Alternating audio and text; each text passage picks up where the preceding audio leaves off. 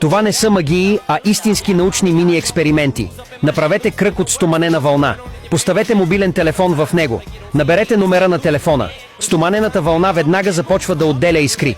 Това е излъчването от телефонното обаждане. Докоснете часъна с ръка. Можете лесно да вдигнете жълтъка. Това е дисулфидна връзка. Начертайте кръг в тигана с чесън. Яйцата ще излязат кръгли. Поръсете малко сол на масата. Ще можете да изправите яйцето. Сганете 5 клечки за зъби на 2 и ги поставете заедно. Капнете няколко капки вода в центъра. Клечките за зъби стават петолъчни звезди. Това е повърхностното напрежение на водата. Няма как да прокарате сламка през картоф. Запечатайте върха на сламката с палец и го бутнете. Картофът е пробит. Това е силата на сгъстения въздух. Изсипете спрайт в увехналата роза. Розите магически се връщат към живот.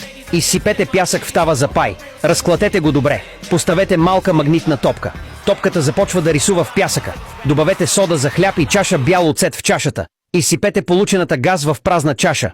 Този невидим газ успя да угаси горяща свещ. Така работи пожарогасителят. Счупете главичката на кибритена клечка на прах.